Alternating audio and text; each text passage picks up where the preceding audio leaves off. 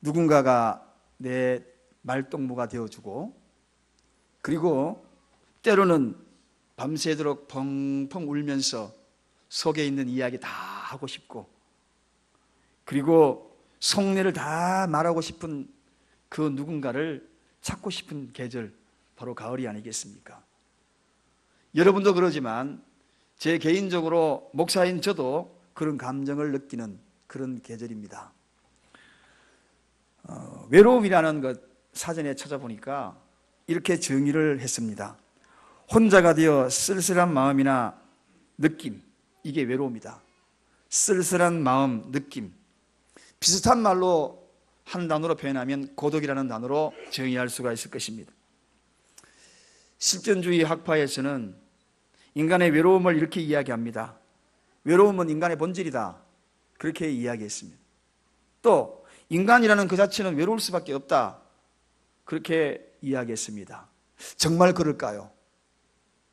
우리는 가끔씩 이런 외로움이 밀려오거나 또는 홀로라는 생각이 밀려오거나 또 어려운 일, 난관에 부딪히거나 그럴 때마다 가끔씩 누군가를 불러봅니다. 주님 어디 계십니까? 라고 불러봅니다. 주님 어디 계십니까? 저도 그러고 여러분도 그러고 신앙생활 하면서 한 번쯤은 이 이름을 불러보면서 어디 계시냐고 우리 입으로 불러볼 때가 있었을 것입니다. 응답이 더디어지고 힘들어지고 괴로워지고 아파하고 그럴 때에 명확한 주님의 자리를 알고 있으면 내가 그 부름도 그렇게 부르지 않을 텐데, 알지 못하니까 자꾸 부르죠. 주님 계신 것을 명확하게 안다면 나는 불안해하지 않을 텐데, 주님 계신 곳이 명확하다면 나는 고독해하지 않을 텐데, 외롭지 않을 텐데, 명확하게 알지 못할 때에는 나도 모르게 주님 어디 계십니까? 라고 부를 수 있습니다. 어릴 때 제 경험입니다. 밤에 자다가요, 어릴 때 7, 8살 때쯤 되면 밤에 자다가 소변이 마려우면 걱정 안 해요. 어디에 볼일 봅니까? 어디에요? 좀 말 좀 해보세요. 뭐 여러분들은 과거부터 방학 깐집을 하셔가지고 부유집에 살았었는지 몰라서 그때부터 수세식이 있었는지 몰랐지만 요강이잖아요. 그런데 요강도 좀 괜찮은 집안이 아니라 뚜껑 있는 요강입니다. 스테인으로 된 거. 우리는 사기로 된 요강이요, 묵직한 거. 거기에는요 풀색깔 이렇게 무늬 들어간 거, 그 요강을 사용했어요. 그래서 자다 보면은 이 소리 저 소리 다 들립니다. 그런데 제가 어릴 때 자다가 소변 마려우면 걱정이 없어요. 볼일 거기서 보면 되니까. 문제는 대변 보면 절대로 거기서 못 보게 합니다. 아버지가 밖에 나가라 그래요. 냄새 난다고. 그러면 시골집 아시죠? 깜깜한 데 마당을 가로질러서 대부분이 화장실은요 저기 들어오는데 저 구석진데 거기 자리 잡고 있어요. 되게 무서워요. 또 화장실에 전설이 많잖아요. 빨간 손, 흰 손, 파란 손. 그래서 굉장히 무섭습니다.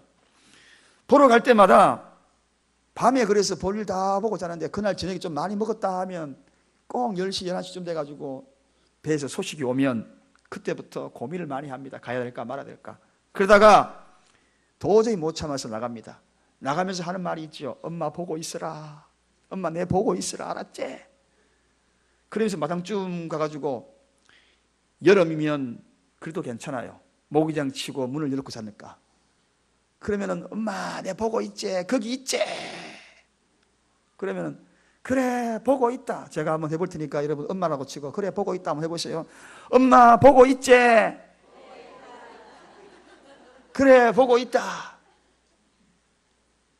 엄마 보고 있지? 그럼 그래 보고 있다. 여러분 엄마가 거기 있고 보고 있는 것만 하더라도 얼마나 마음이 든든한지. 그래서 화장실에 앉아있어도 또 불안해. 또 한번 소리칩니다. 엄마 보고 있지? 아까보다 더 간절하지요. 이제 빨간 손 파란 손이 나올까 싶어서 시커멓잖아요 밑에. 그러면은 보고 있다 그렇게 소리 지릅니다. 그러면은 안심하고 그래도 볼일 볼 것 다 보고 나와요. 한 분은 초등학교 1학년, 2학년 생각이 안 나는데 아침에 새벽에 잠이 깼습니다. 새벽에 잠이 깨가지고 드듬드듬 하니까 우리 어머니도 손에 안 잡히고 아버지도 손에 안 잡혀요. 형제들이 나이 차이가 많이 나서 중학교 때부터 벌써 다 유학을 가잖아요. 학교가 거기에는 중학교가 없으니까. 그러니까 저 혼자 어머니하고 아버지하고 세 사람이 자는데 자다 보니까 아무도 없는 거야. 새벽에. 얼마나 무섭겠어요. 그래서 한 번 무서움이 밀려오면요 견딜 수가 없어요. 견디다가 한 번 무서움이 왕창 밀려오면 그때부터 울음이 터지기 시작합니다. 한참 울고 있으니까 부모님이 오셨어요. 그 오신 우리 부모님이 어디 갔다 오셨겠어요? 새벽 예배 갔다 왔거든. 그런데 불구하고 그게 그렇게 원망스러운 거예요. 나 혼자 두고 갔다는 것이. 이제는 놓치지 않으리라. 그 다음 날에는 옷 꼭 잡고 잡니다. 갈 때 혹시라도 깨면은 내가 못 가게 하려고. 나는 내 혼자 두고 못 가는 아버지 혼자 갔다 오라고. 엄마는 못 갑니다. 그러게 하려고. 다음 날 아침에 새벽에 눈을 떴지만 우리 아버지가 그냥 우리 어머니 혼자만 놔두고 갑니까? 그게 아니죠. 여보 가자 그러면 할 수 없이 나도 밤새 뜬 놈을 세웠다가 나 혼자 두고 가고 싶어서 따라 났습니다. 따라서 3명이 새벽 예배 갔다 오죠. 여러분 나 혼자 못 있겠더라고요. 무서웠어. 그런데 교회 가니까 목사님이 그러더라고요. 야, 너 어릴 때부터 벌써 새벽 예배 나왔네. 제가 무서워서 나온 줄 모르고 새벽 예배 나온 줄 알고. 혼자 있는 용기가 없어서 그렇습니다. 너무나 불안해가지고요. 우리가 인생 살다 보면 혼자 있을 때 고독할 때 그 외로움이 고독감이 불안을 가져오고 불안함이 가중되면 두려워하거든요. 두려워져요. 그래서 오늘 본문의 바울도 지금 덩그러니 감옥에 있는 겁니다. 이제 멀지 않아 자기 이름이 불리워지면 사형장으로 끌려갈 줄 모릅니다. 마지막 인생의 마무리하는 그 불안함 속에 이런 질문을 안 던졌겠어요? 주님 어디 계십니까? 주님 어디 계십니까? 그런데 오늘 이 바울이 그런 마음을 가진 그 바울이 그 질문 속에 스스로 그가 화답을 합니다. 오늘 본문 17절에 보니까 아무도 그의 곁에 없는 그때에 주님이 내 곁에 서서 이렇게 고백합니다. 내 곁에 서서. 할렐루야! 할렐루야! 저는 이 단어의 그 의미를 원어에서 찾아보고 눈물이 쏟아질 것만 같았다. 여러분 그 감정 아십니까? 지금 바울이 노년에 마지막을 기다리고 있는데 주님 어디 계십니까? 라는 그 질문이 목으로 튀어나오는 그 순간 주님 내 곁에 서서. 여기에 원어에 내 곁에 서서라는 그 뜻을 찾아보니 이렇게 해석이 되어 있습니다. 주님이 내 곁에 서서라는 이 뜻은 주님이 내 옆자리를 정하여 계시다. 내 옆자리를 아예 정해놓고 있다는 것입니다. 그 자리는 내 자리라고 아예 정해놨다는 것입니다. 여러분의 옆자리는 주님의 자리라고 아예 정해놨다는 것입니다. 그 자리는 누구에게도 빼앗기지 아니하고 극장 가면은 지정표가 있습니다. 비행기를 타도 지정표가 있어요. 그러나 그 자리는 영원히 내 자리가 아닙니다. 다음에는 다른 자리가 바꿔 탑니다. 그러나 내가 머물러 있는 그 자리, 내 인생의 그 자리는 변하지 아니하고 또 하나 자리가 있는데 그 자리가 주님 자리라는 것입니다. 이게 바로 원어에 찾아보니 정하여 놓았다. 한 번 정하면 영원히 정하여야 한다. 여러분 이번 명절에 누구는 가족들 만나러 가고 왜 나는 이렇게 이 빈방을 나 혼자 있어야 될까? 그렇게 생각하시는 분 계십니까? 여러분 옆자리 홀로 남았다고 생각할 그 자리 주님이 정해놓고 계십니다. 할렐루야. 그 자리 주님이 정해놨어요. 한 번도 아니고 순간도 아니고 영원히 정해놨다는 것입니다. 그래서 저는 생각했어요. 아, 바울이 왜 그렇게 감옥에 있으면서도 그런 이야기를 쓸까? 무슨 이야기? 항상 기뻐하라. 아니 도무지 이해가 안 갔어요. 이 말씀을 깨달을 때에는 깨닫기 전에는 이해가 안 갔어요. 범사에 감사하라. 항상 기뻐하라. 범사에 어떻게 매일 기뻐하느냐? 매일 어떻게 순간순간 감사하냐? 알고 보니까 주님 곁에 계셨거든요. 주님이 옆에 계셨거든요. 그러니까 범사에 돌아보니 주님 옆에 계시고, 그것도 서서 계시고, 그 자리를 지정해놓고 계시고, 그래서 바울이 견딜 수 있었구나. 죽음 앞에서도 주님 내 곁에 계시네. 어떤 핍박 속에서 주님 내 곁에 계시네. 홀로 감옥에 있는 독방에 갇혀서 사형수의 그 순간에도 주님 내 곁에 계시네. 매맞아 그럼덩이에 벌어져서 쩔뚝거리며 일어났는데 주님 내 곁에 계시네. 그래서 항상 기뻐했구나. 어느 날 새벽에 일찍 잠이 깬 새벽이 있었습니다. 문득 저는 시를 가끔씩 쓰지만 그날따라 짧은 시가 하나 생각이 났어요. 잘 못 쓴 시지만, 짧은 시지만 여러분에게 한번 들려드리려고 합니다. 아직 어둠이 희미한 새벽달과 함께 창틈 너머로 그대를 엿보고 있습니다. 그대가 혼자인 줄 알고 어둠이 고독과 함께 그대에게 다가가고 있습니다. 그럴 때 그대는 주님께 기도해 보세요. 어둠이 희미한 새벽달과 함께 창틈으로 그대를 엿보고 있습니다. 그대가 혼자인 줄 알고 어둠은 무거운 짐과 함께 다가가고 있습니다. 그럴 때 그대는 주님께 기도해 보세요. 그러면 어둠이 창틈 너머로 슬그머니 들어와 미소를 짓게 만듭니다. 오히려 어둠이 그대를 찬양하게 만듭니다. 라고 시를 썼어요. 이쯤 되면 박수 한번 나올 뻔한데. 그래서 시 듣는 예의가 있어야 될 거 아니에요. 나는 2부 예배 때는 박수로 한번 나오더니만 아무리 못 써도 그래도 시 듣는 예의가 있어야죠. 이런 생각을 했어요. 어두움이 짙어지면 고독이 어둠과 함께 밀려왔는데 주님께 기도하니까 그 어둠이 나중에 미소를 짓게 만들었고, 그리고 어둠이 무거운 세상 짐과 함께 나를 더 무겁게 하고 다가왔는데 나중에는 기도하니 오히려 그 어둠이 마치 뚜벅뚜벅 걸어오듯이 걸어와서 나를 찬양하게 만들더라 하는 그러한 취지에서, 여러분 그렇습니다. 주님이 내 곁에 계신, 기도하면 그걸 느끼기 시작합니다. 내 곁에 계시다는 사실을.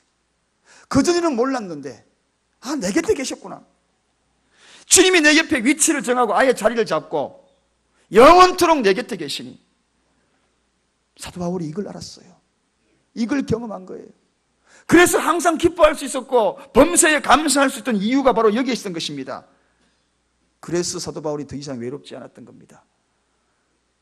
사도 바울이 더 이상 그를 버리고 모두가 다 떠났지 않습니까? 배신하고 떠나갔잖아요. 그 독방에 쓸쓸히 사형수로 남아있었지만 그가 노래를 부를 수 있었어요. 그 이유는 홀로 있을 때에도 주님은 내 곁에 계시니. 여러분, 신앙생활 하다 보면 세상 친구들이 다 떠나갈 수 있습니다. 이상해요. 신앙생활 어설프게 하면 세상 친구들은 여전히 남아 있습니다. 그러나 신앙생활 바르게 하면 세상 친구는 떠나갑니다. 왜냐하면 빛과 어둠이 함께 공유할 수가 없기 때문입니다. 빛은 빛과 어울려야지 어둠과 어울릴 수 없거든요. 그래서 신앙생활 내가 바르게 해보세요. 이상하게 친구들이 멀어져 가지. 그때 외로움을 느낄 때가 있을 거예요. 그러나 주님이 어떤 분입니까? 여러분을 외롭게 하지 않습니다. 주님 내 곁에 계시니, 주님 내 곁에 계시니. 할렐루야, 할렐루야. 세상 사람들이 어쩌면 여러분들을 손가락질할 수 있어요. 이렇게 먹고 살기도 힘든데 어떻게 무슨 헌금이냐, 무슨 11조냐, 무슨 감사헌금이냐, 그런 이야기, 건축헌금, 성경헌금, 안 믿는 사람이 비웃을 수 있어요. 마음 상해하지 마십시오. 주님 내 곁에 계셔서 여러분의 마음을 위로할 것이고, 왜냐하면 주님이 한 번 자리 잡은 그 자리는 포기하지 않는다. 그 자리는 내 자리다. 끝까지 그 자리를 지켜주시는 영원한 분이, 여러분과 동행하는 영원한 분이, 옆자리에 앉아 계신 영원한 분이, 그것도 서서 나를 지켜보시는 영원한 분이 함께 계시다는 것입니다. 바울이 이 사실을 깨달았어요. 그래서 시편 146편 이렇게 고백합니다. 바울이 아니라 다윗이 이렇게 깨달았습니다.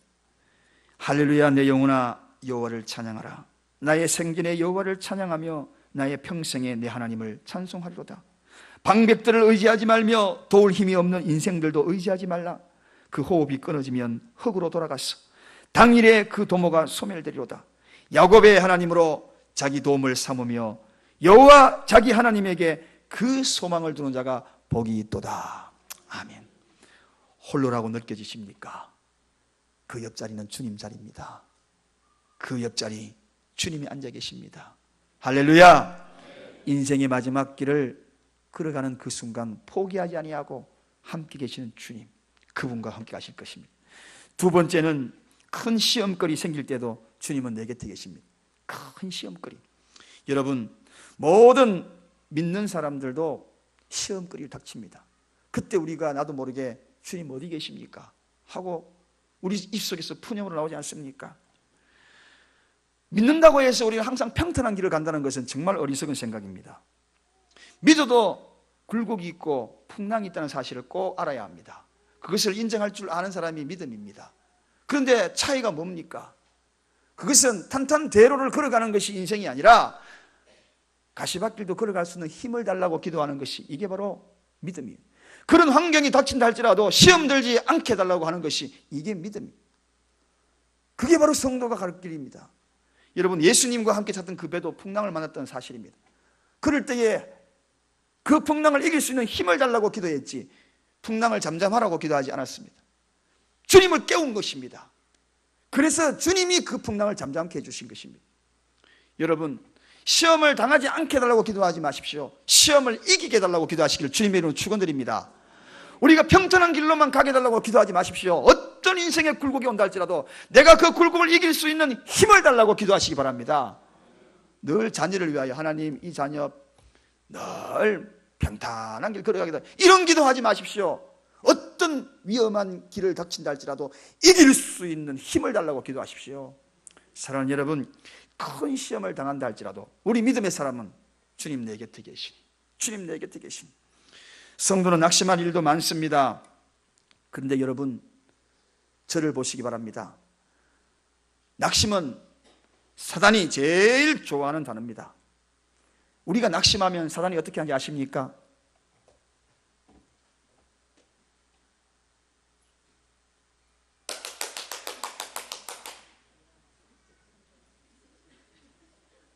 사단이 기립박수 친다는 것입니다. 여러분이 낙심하고 있으면 사단이 제일 좋아가지고 일어나서 기립박수를 치고 환호성을 보냅니다. 그래도 낙심하시겠습니까? 우리가 낙심하지 않을 이유가 무엇입니까? 사도 바울이 이 순간 얼마나 낙심되겠습니까? 죽음이 눈앞에 와 있는데 주님 내 곁에 계시니, 주님 내 곁에 계시니. 사단은 성도에게 낙심이라는 미끼를 넣어서 우리를 패가망신시킵니다. 신앙생활에 모든 장애물을 낙심의 덫을 놓아 있습니다.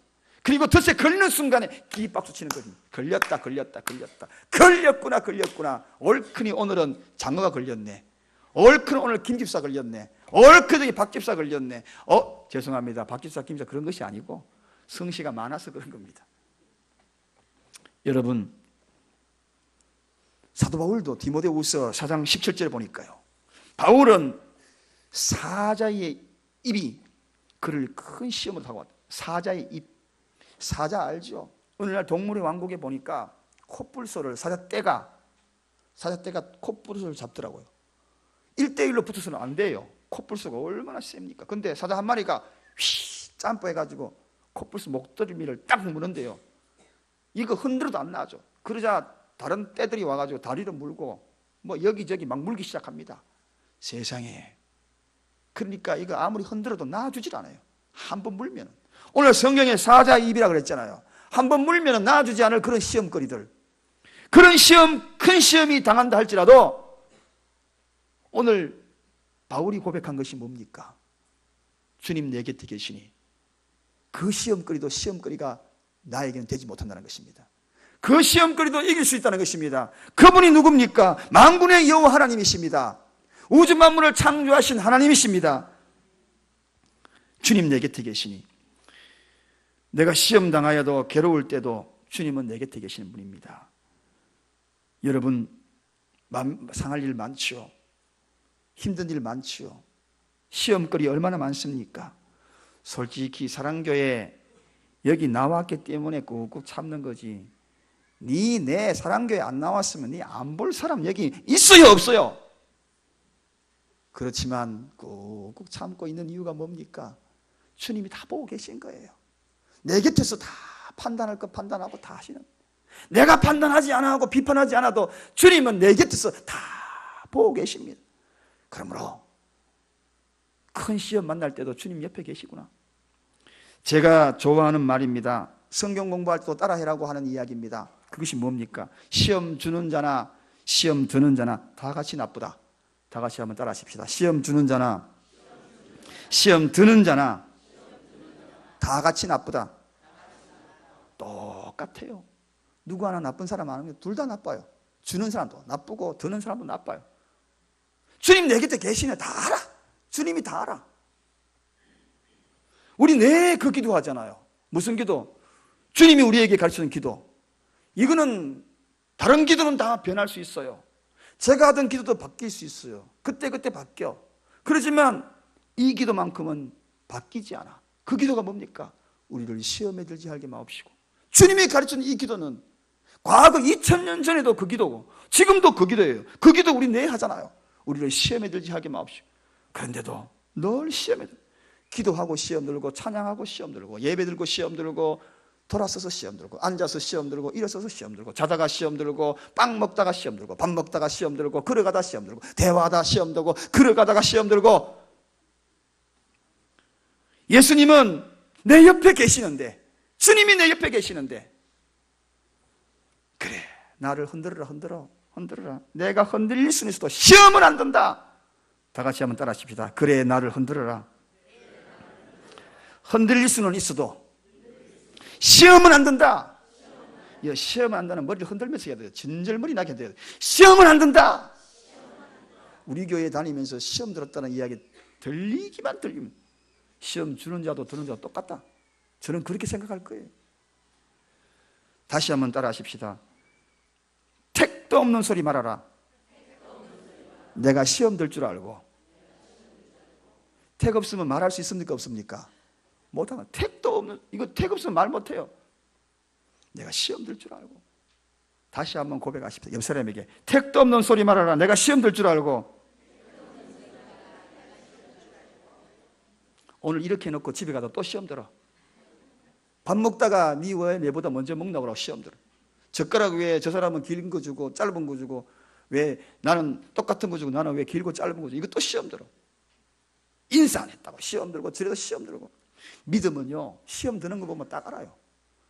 시험 안 들고 꾹 나가는 사람 믿음 좋은 사람이에요. 여러도 시험 들고 저래 시험에 믿음 별로 안 좋은 사람이에요. 틀림없어요. 여러분, 우리가 예수를 취미로 믿습니까? 우리가 예수를 재미로 믿습니까? 우리가 할 일이 없어서 예수 믿습니까? 예수는 곧 생명인 것입니다. 생명인 그분이 내 옆에 계신 것입니다. 진리인 그분이 내 옆에 계신 것입니다. 길이신 그분이 내 옆에 계신 것입니다. 다 보고 계셔요. 보고 계셔요. 우리는 좀 아파도 힘들어도 눈물 나도 슬퍼도 정말 사자 입같이 그 엄청난 이빨을 가지고 우리를 삼키려는 그런 일이 있어도 우리는 멈출 수 없는 것이 믿음의 행진인 것입니다. 누가 감히 우리의 믿음의 행진을 멈추겠어요? 도저히 멈출 수 없습니다. 믿음을 포기할 수 없습니다. 생명이기 때문에. 어찌 우리가 그 생명의 발걸음을 멈출 수 있겠어요? 주님 어디 계십니까? 여러분 옆에 계십니다. 지금도 불꽃 같은 눈동자로 나를 지켜보고 계십니다. 그분이 나와 함께 하시는데, 그분이 나를 보고 계시는데, 위로하시는데, 그래, 잘했다. 성경에 보니까 시험을 견디는 자에게 축복된 이야기들이 쫙 소개되고 있습니다. 복 받는 길은 다른 게 아닙니다. 시험 견디는 자가 복 받는 것입니다. 그게 나와 있어요. 세 번째입니다. 세 번째는 주님 어디 계십니까? 이 질문에 오늘 18절에 천국까지 동행하시고 세세토록 함께 하신다. 여러분, 부활하시고 우리 주님이 성천하시면서 한 말씀 남겨주셨습니다. 그 말씀이 무엇인지 아십니까? 마지막에 꼭 제자들에게 하고 싶은 이야기가 있었어요. 이것만은 꼭 하고 싶다. 여러분도 마지막으로 한마디 남기라면 무슨 이야기 하고 싶겠어요? 그래, 저기 살두지 그 밑에 거기 가면 금송아지 한 마리 들어앉았다. 그거 팔아가지고 옹기종기 잘 살아. 이걸 남겨주고 싶습니까? 주님이 그거 남긴 것 같습니까? 아니면은 갈릴리 바닷가에 거기서 많이 고기를 잡았지. 거기에 잡아가지고 몰래 너희들을 향하여 준비한 갈릴리 땅산 땅 문서 거기 있다. 얘들아 이거 받아가지고 이제 편안한 삶을 살아라. 제자들에게 그걸 남겨주셨나요? 그렇지 않았어요. 주님이 남겨주신 것은 마태복음 28장 20절에 약속만 남겨주셨어요. 무슨 약속? 볼지어다 내가 세상 끝날까지 항상 너희와 함께 있으리라. 할렐루야. 이거 남겼어요. 함께 있겠다는 거. 어디에? 주님 내 곁에, 내 옆에, 지정 속으로. 그 자리는 누구도 탐타지 못하게. 언제까지? 천국 갈 때까지. 천국 갈 때까지. 천국 가서 끝나는 것이 아니라 세세 무궁토록. 여러분이 벗어나려고 해보세요. 주님이 포기할 줄 알아서 절대로 포기 못해요. 내가 주님 아닙니다라고 가면은 한 마리 양을 찾아가지고 그 양 찾아 나서시는 분이 우리 주님이세요. 포기하지 못해요. 그 양 찾아 어깨에 둘러매고 다시 우리로 돌아오시는 분이 주님이세요. 우리 주님은 포기하지 않습니다. 세상으로 가보세요. 때로는 막대기로 때립니다. 때리고 난 다음에 마음이 아파서 싸매고 어루만지시고 때리시고 어루만져. 때로는 때려. 그리고 어루만져. 그리고 끝까지 어디로? 천국 갈 때까지. 옆에 계신. 천국 가서도 거기서 멈추느냐? 영원 세세토록. 오늘 마지막 말씀이 그 말 아닙니까? 영원 세세토록 함께 하겠다. 무슨 할 말이 필요하겠습니까? 오늘 바울이 이걸 알았던 거예요. 눈앞에 죽음이 있음에도 불구하고 그가 태어난 이유가 무엇입니까? 그가 당당하게 오히려 이렇게 그의 마음에 여유가 있는 것이 무엇입니까? 그 이유는 천국 갈 때까지 내 길을 인도하는구나. 뿐만 아니라 세세 무궁토록 나와 함께 하시는구나. 사랑하는 여러분, 후회 없는 과거 없습니다. 누구나 다 후회해요. 두려움 없는 미래 없습니다. 누구나 다 두려워합니다. 그러나 저와 여러분은 후회 있는 과거를 지울 수가 있어요. 그분이 주님 앞에 기도할 때마다 다 지워버려. 그러나 두려움, 미래를 향하여 갈 때 두려움이 앞서면 주님이 그 두려움을 없애주십니다. 왜? 함께하기 때문에. 옆에서 함께하기 때문에. 사랑하는 여러분, 어두움이 밀려왔다가, 두려움으로 밀려왔다가 그 어두움이 노래가 되고 슬픔과 고통이, 무거운 짐이 나에게 다가왔다가 그것이 나를 미소 짓게 만든다면, 그게 주님이 내 옆에 있다는 것이 확신 때문에 그런 거 아니겠습니까? 더 이상의 말이 필요 없습니다. 무슨 말이 필요하겠습니까? 천국 갈 때까지 인도하여 주시고 영원 세세토록 무궁토록 우리와 함께 한다는데, 오늘도 이 질문을 던지고 계신 분이 오늘도 이 자리에 앉아 계십니까? 주님 어디 계시냐고. 주님 어디 계시냐고. 아무도 여러분 곁에 없을 때에 끝까지 주님이 그 자리 지키고 있습니다. 주님 어디 계시냐고 시험거리 당해가지고 갈팡질팡할 때에 시험 들지 말라고, 내가 다 안다고 옆에 내 곁에 계십니다. 거기에서 멈추지 아니하고 주님 그것만 멈춥니까? 그럼 내 영혼은 어떡합니까? 염려하지 말라고. 천국 갈 때까지 네 영혼 내가 책임질게. 뿐만 아니라 영원 세세 무궁토록 너와 함께 할게. 오늘 이 말씀이 여러분의 말씀이 되기를 원합니다. 그런 의미에서 이 찬양 함께 다시 한번 불러보기를 원합니다. 주님 이곳에. 금요일날 제가 이 찬양을 부르고 참으로 은혜 받았던 찬양입니다. 주님 이곳에를 바꾸어서 주님 내 곁으로 바꿔서 부르겠습니다. 주님 내 곁에, 주님 내 곁에, 주님 내 곁에 계시네. 하나님 아버지, 연약하여 쓰러질 때마다 명쾌하게 주님 계신 곳